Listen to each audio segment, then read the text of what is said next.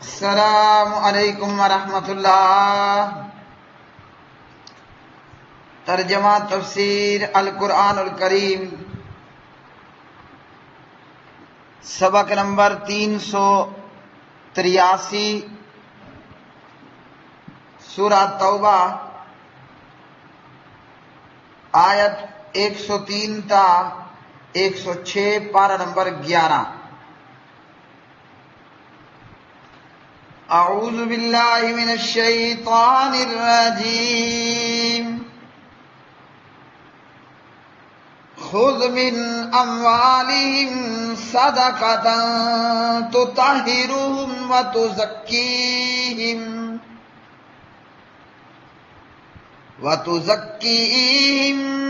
بہا وصل علیہم ان صلاتک سکن لہم واللہ سمیع علیم۔ الم یعلموا ان اللہ هو یقبل التوبۃ عن عبادہ ویأخذ الصدقات وَأَنَّ اللَّهَ هُوَ التَّوَّابُ الرَّحِيمُ۔ وَقُلِ اعْمَلُوا فَسَيَرَى اللَّهُ عَمَلَكُمْ وَرَسُولُهُ وَالْمُؤْمِنُونَ وَسَتُرَدُّونَ إِلَى عَالِمِ الْغَيْبِ وَالشَّهَادَةِ فَيُنَبِّئُكُم بِمَا كُنتُمْ تَعْمَلُونَ۔ وَآخَرُونَ مُرْجَوْنَ لِأَمْرِ اللَّهِ إِمَّا يُعَذِّبُهُمْ وَإِمَّا يَتُوبُ عَلَيْهِمْ وَاللَّهُ عَلِيمٌ حَكِيمٌ۔ ان کے مالوں سے صدقہ لیجئے، اس کے ساتھ آپ انہیں پاک کریں اور انہیں صاف کریں اور ان کے لیے دعا کیجئے۔ بے شک آپ کی دعا ان کے لیے باعث سکون ہے، اور اللہ تعالیٰ سب کچھ سننے والا، سب کچھ جاننے والا ہے۔ کیا انہوں نے نہیں جانا کہ بے شک اللہ تعالیٰ ہی اپنے بندوں کی توبہ قبول کرتا اور صدقے لیتا ہے، اور یہ کہ بے شک اللہ تعالیٰ ہی ہے جو بہت زیادہ توبہ قبول کرنے والا، نہایت رحم کرنے والا ہے۔ اور کہہ دیجئے تم عمل کرو، پس ان قریب اللہ تعالیٰ تمہارا عمل دیکھے گا اور اس کا رسول اور ایمان والے بھی، اور ان قریب تم ہر پوشیدہ اور ظاہر بات کو جاننے والے کی طرف لوٹائے جاؤ گے، تو وہ تمہیں بتائے گا جو کچھ تم کیا کرتے تھے۔ اور کچھ دوسرے ہیں جو اللہ تعالیٰ کے حکم کے لیے مؤخر رکھے گئے ہیں، یا تو وہ انہیں عذاب دے یا پھر ان پر مہربان ہو جائے، اور اللہ سبحانہ و تعالیٰ سب کچھ جاننے والا، کمال حکمت والا ہے۔ خود آپ لیجئے، من اموالہم ان کے مالوں میں سے، صدقۃ صدقہ، تطہرہم آپ پاک کریں انہیں، وتزکیہم اور تزکیہ کریں ان کا، بہا اس کے ذریعے سے، وصلی اور دعائے رحمت کیجئے، علیہم ان کے حق میں، انا بلا شبہ صلاتک آپ کی دعا، سکنن تسکین ہے، لہم ان کے لیے، واللہ اور اللہ تعالیٰ سمیع خوب سننے والا، علیم خوب جاننے والا ہے۔ الم یعلموا کیا نہیں انہوں نے جانا، ان اللہ کہ یقیناً اللہ تعالیٰ، هو یقبل وہی قبول کرتا ہے، التوبۃ توبہ، ان عبادی اپنے بندوں کی، ویاخذ اور وہ لیتا ہے، الصدقات صدقات، وان اللہ اور یہ کہ بلا شبہ اللہ تعالیٰ ہوا وہی التواب بہت زیادہ توبہ قبول کرنے والا، الرحیم نہایت رحم کرنے والا ہے۔ وقل اور کہہ دیجئے اعملوا تم عمل کرو، فسیر اللہ پس ان قریب دیکھے گا اللہ تعالیٰ عملکم تمہارے عمل کو، ورسول اور اس کا رسول، والمومنون اور مومن، وستردون اور ان قریب تم لوٹائے جاؤ گے، الی اس کی طرف، عالم جو جاننے والا ہے، الغیب چھپی، والشہادہ اور کھلی، فینبئکم پھر وہ خبر دے گا تمہیں، بما ساتھ ان کے جو کن تم تھے تم تعملون عمل کرتے۔ وآخرون اور کچھ دوسرے لوگ بھی ہیں، مرجونا کہ مؤخر کر دیا گیا ہے ان کو، لامر اللہ اللہ کے حکم میں، یعنی حکم ربی کے انتظار میں، اما یا تو یعذبہم وہ سزا دے گا انہیں، و اما اور یا یتوب وہ متوجہ ہوگا علیہم ان پر، واللہ اور اللہ تعالیٰ علیم خوب جاننے والا، حکیم بڑا حکمت والا ہے۔ پیارے بھائیوں اور میرے بہنوں، آج کا سبق قرآن مجید فرقان حمید کی یہ آیات بینات، اللہ رب العالمین نے اپنے پیغمبر کو اس آیت میں یہ بتایا ہے کہ جن لوگوں کی توبہ قبول ہو چکی، آپ ان کے صدقات کو جب وہ دینے کے لیے آئیں تو قبول کر لیں، لے لیں، اور ساتھ میں ان کے لیے استغفار بھی کریں، ساتھ میں ان کے لیے استغفار بھی کریں، ان کے لیے آپ دعائے رحمت بھی کریں۔ واقعہ یہ کہ نبی علیہ السلام نے ایسے لوگوں کے صدقات قبول کرنے سے انکار کر دیا تھا، تو اس پر اللہ نے ان لوگوں کے متعلق اس آیت میں حکم دیا کہ جن کی توبہ قبول ہو گئی ان کے صدقات بھی لیجئے اور اس میں ان کے لیے دعائے رحمت بھی کیجئے۔ جن لوگوں نے اپنے گناہ کا اعتراف کر لیا اور اسی طرح دیگر جو بھی صدقہ دینے والے ہوں تو تمام کے لیے کیا کرنا ہے، صدقات وصول بھی کرنے ہیں اور زکوٰۃ صدقات دینے والوں کے لیے دعا بھی کرنی ہے۔ زکوٰۃ ارکان اسلام میں سے ایک رکن ہے۔ پیارے نبی علیہ السلام نے فرمایا بنی الاسلام علی خمس، اسلام کی بنیاد 5 ارکان پر رکھی گئی ہے، ان میں سے ایک زکوٰۃ بھی ہے۔ سونا ہے، چاندی ہے، روپے پیسہ ہے، کھیت کھلیان ہیں، جانور ہیں، ان تمام چیزوں پر شریعت نے زکوٰۃ رکھی ہے اپنے نصاب کو پہنچنے پر، سال پورا ہونے پر۔ تو جو بھی زکوٰۃ دینے آئے ان کی زکوٰۃ بھی وصول کرنی ہے، جو مومن مسلمان اور جو گنہگار جن کی توبہ قبول ہوئی زکوٰۃ بھی وصول کر لینی ہے اور دعائے رحمت بھی کرنی ہے۔ اب بعض لوگوں کو یہ شبہ ہوا کہ زکوٰۃ کی وصولی کا کام تو نبی علیہ السلام کا تھا، جب پیارے نبی علیہ السلام کی وفات ہو گئی تو ان لوگوں نے ابو بکر صدیق رضی اللہ تعالی عنہ کو زکوٰۃ دینے سے انکار کر دیا، مگر ان کی یہ تعویل درست نہیں تھی، اس لیے حضرت ابو بکر رضی اللہ تعالی عنہ نے تلوار نکال لی اور اس وقت تک گردنیں کاٹتے گئے جب تک کہ وہ خلیفہ کو زکوٰۃ ادا کرنے پر تیار نہ ہو گئے۔ اور حضرت ابو بکر صدیق رضی اللہ تعالی عنہ نے فرمایا بکری کی پٹھوری اور ایک رسی یا 1 سال کی زکوٰۃ جو روکے گا، یعنی جس کے مال میں ایک چھوٹی سی بکری زکوٰۃ دینے کو پڑتی ہے، یا اونٹ کی ایک رسی یا 1 سال کی زکوٰۃ اگر کوئی روک لے گا جو وہ پہلے ادا کیا کرتے تھے، تو جناب صدیق نے فرمایا کہ میں ان سے جنگ کروں گا۔ تو اس آیت سے یہ معلوم ہوا کہ جب بندہ اپنے مال کی زکوٰۃ دیتا ہے تو 2 چیزیں حاصل ہوتی ہیں، ایک تو یہ کہ یہ زکوٰۃ مال کی طہارت اور خود اپنے بندے کی اپنی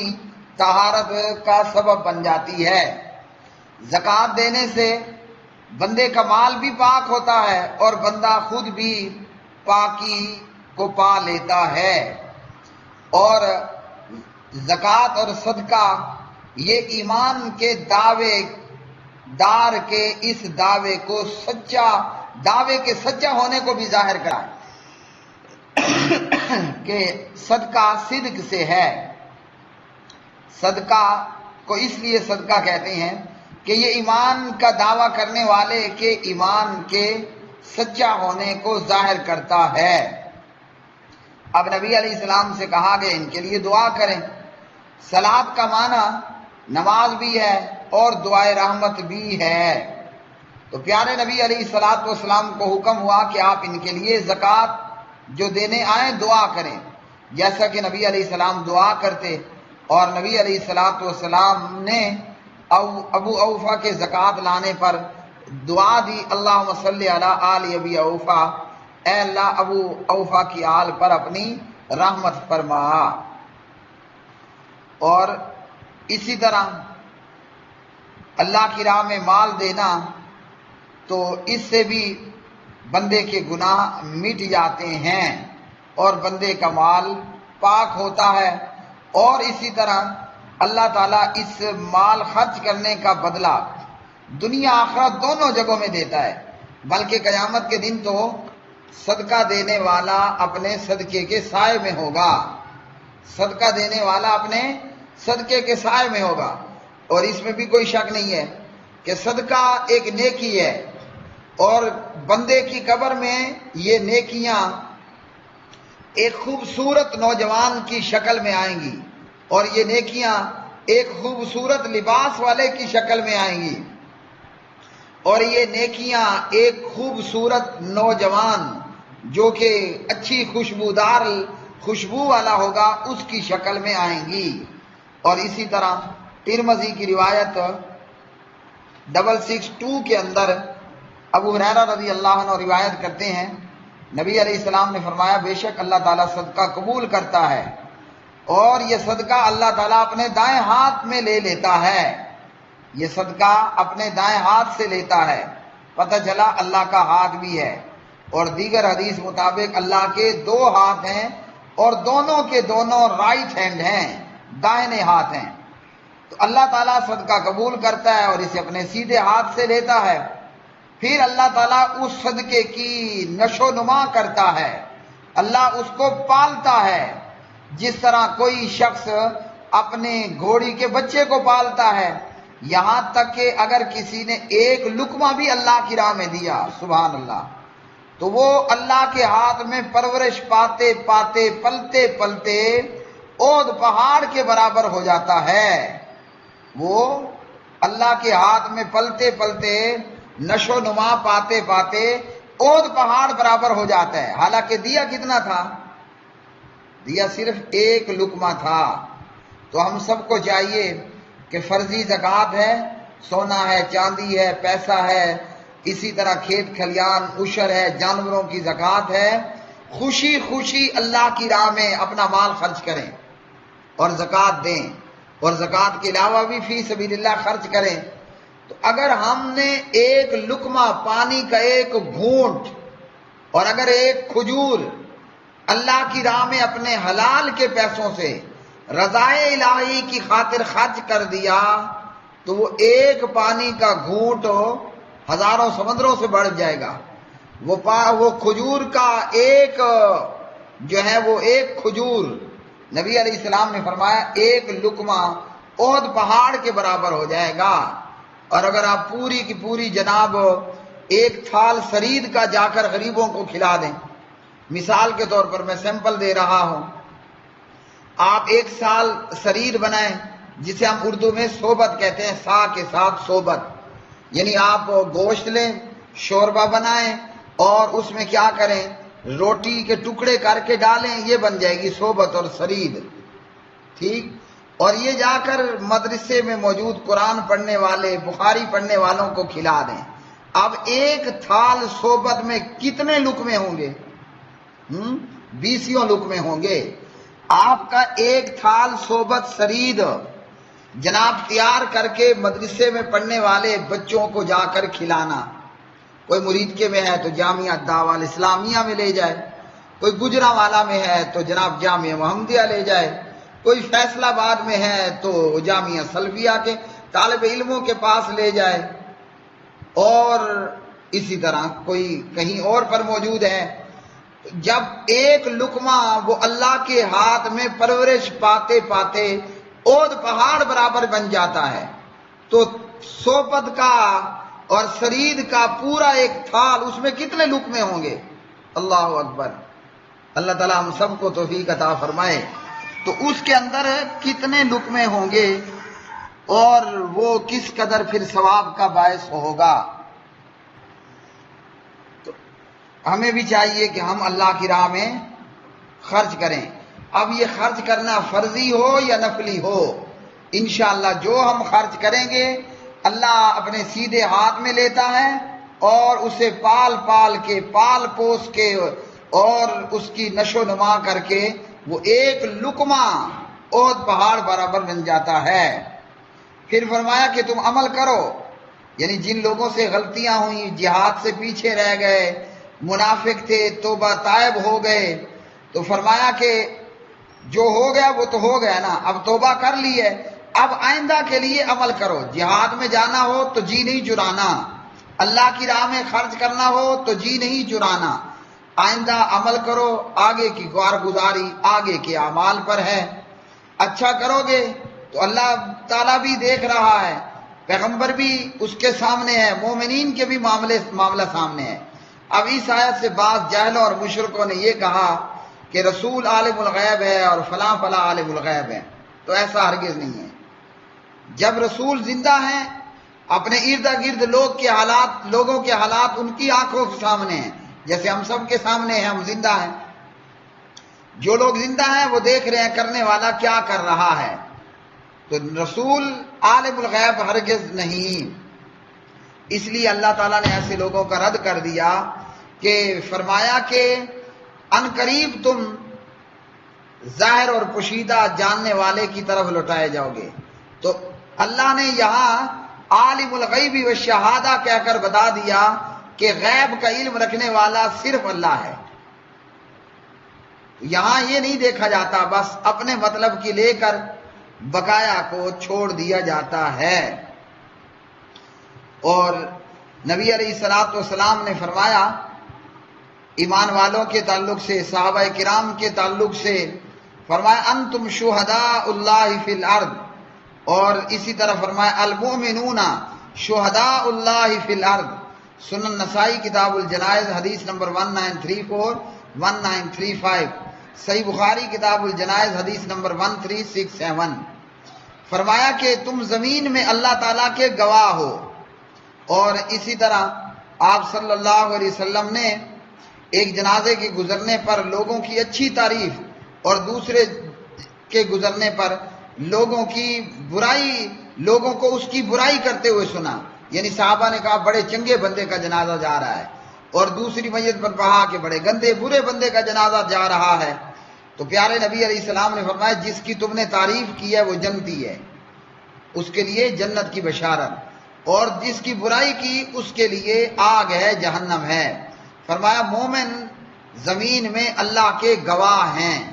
یعنی جو ہم آنکھوں دیکھا مشاہدہ کریں، جو ہم دیکھ رہے ہیں اور دیکھتے ہیں۔ ان آیات کا یہ مطلب نہیں کہ نبی علیہ السلام عالم الغیب ہیں یا کوئی اور عالم الغیب، اس لیے اللہ نے مشرکوں کا منہ بند کر دیا وَسَتُرَدُّونَ إِلَىٰ عَالِمِ الْغَيْبِ وَالشَّهَادَةِ کہہ کر کہ ان قریب جو ہے وہ تم ہر پوشیدہ اور ظاہر بات کو جاننے والے کی طرف لوٹائے جاؤ گے۔ پتہ چلا کہ عالم الغیب والشہادہ وہ صرف اللہ وحدہ لا شریک ہے۔ وآخر دعوانا الحمد للہ رب العالمین۔